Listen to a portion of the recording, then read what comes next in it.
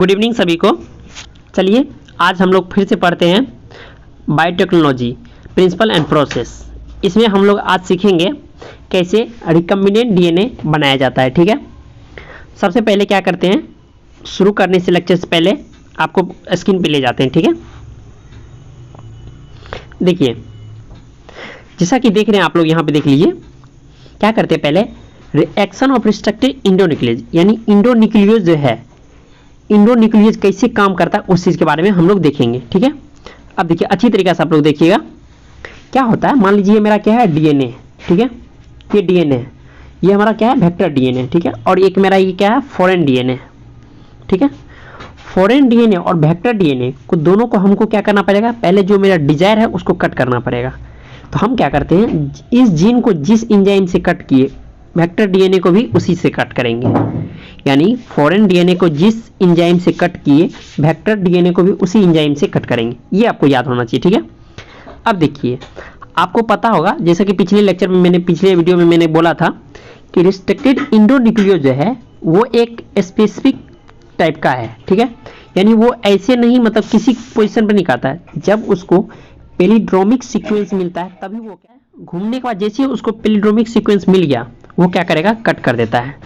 तो जैसे मान लीजिए हमारा ये क्या है डीएनए, ठीक है, और पेलिड्रोमिक सीक्वेंस को डीएनए, वो यहाँ पे एक चीज हमको जो एनसीईआरटी में दिया हुआ है पढ़ना है, GAATTC, इसको कहा जाता है पेलिड्रोमिक सीक्वेंस। पेलिड्रोमिक सीक्वेंस किसको कहते हैं, थोड़ा आप लोग वो जान लीजिए। पेलिड्रोमिक सीक्वेंस का मतलब ये हुआ कि आप यदि इधर से पढ़िए तो भी सेम चीज सेम वर्ड आए, और रिटर्न होके जाइए फिर भी वही चीज आए। यानी डीएनए का जब अपोजिट स्टैंड होता है, आपको इधर से भी वही चीज पढ़ाई देगा और इधर से भी वही। अगर मान लीजिए इसको उल्टा करके लिख देते हैं हम, ठीक है, जैसे कि यहाँ पे लिखे हैं और इसी को उल्टा कर लिख दिए CTTAAG, तो ये सारा चीज क्या हुआ, यानी उल्टा भी पढ़िए तो वही आएगा, सीधा भी पढ़िए तो वही आएगा। इसी को कहते हैं पेलिड्रोमिक सीक्वेंस कहा जाता है। ठीक है, तो आशा है कि ये आपको समझ में आया। तो हमारा डीएनए क्या करता है, यानी एंजाइम जो है इस डीएनए को कट करता है, और कट करता है GAATTC।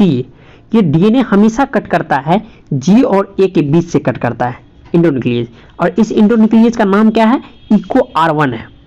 इको R1 क्या करेगा, डीएनए के अगर जो वेक्टर डीएनए उसके GA के पास कटेगा, और जो फॉरेन डीएनए उसके भी GA के पास पोर्शन से कट करेगा। ठीक है, इस तरह जब कट कर देगा तो एक हमारे पास जो है हैंगिंग स्ट्रक्चर आएगा।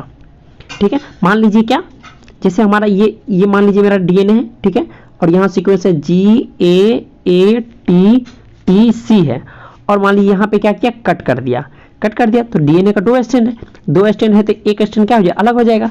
तो अलग हो जाएगा, ये जो पार्ट यहाँ से लेके ये इतना ये वाला पार्ट बचा, इसी को कहा जाता है। और ये देखिए लग रहा है कि लटका हुआ, जैसे किसी चीज से लटका हुआ हैंगिंग है, इसीलिए इसको कहा जाता है restricted enzyme. Restricted enzyme Eco R1 cut कर दिया, और ये हैंगिंग पार्ट जो है इसीलिए इसको कहा जाता है स्टिकी एंड कहा जाता है।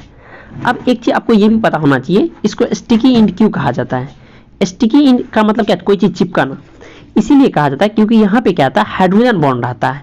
हाइड्रोजन बॉन्ड क्या होता है, कंप्लीमेंट्री कट काउंटर प्रोडक्ट जो है उससे ज्वाइन होता है इस हाइड्रोजन बॉन्ड से, ये दोनों, इसीलिए इसको कहा जाता है स्टिकी एंड कहा जाता है।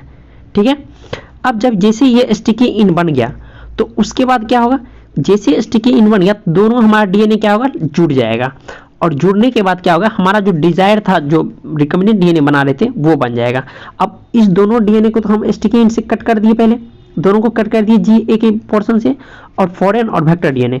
अब फॉरेन और वेक्टर डीएनए को क्या करेंगे, हम जोड़ेंगे किससे, डीएनए लाइगेज से। ये भी क्या है, एंजाइम है जो कि क्या करता है, जोड़ने का काम करता है। ठीक है, अब जब ये दोनों चीज ज्वाइन हो जाएगा तो हमारा वो जो बन जाएगा, क्या बन जाएगा, रिकम्बिनेंट डीएनए, और हम रिकम्बिनेंट डीएनए को ही क्या करते हैं, यूज करते हैं। अब ये जो रिकम्बिनेंट डीएनए वाला, इसका हम लोग क्या करेंगे, यूज कर लेंगे, जो अपने इसको फिर कल्चर करेंगे, बहुत एक लार्ज क्वांटिटी में कर सकते हैं। ठीक है, आशा है कि आपको सब कुछ समझ में आया होगा। Thank you.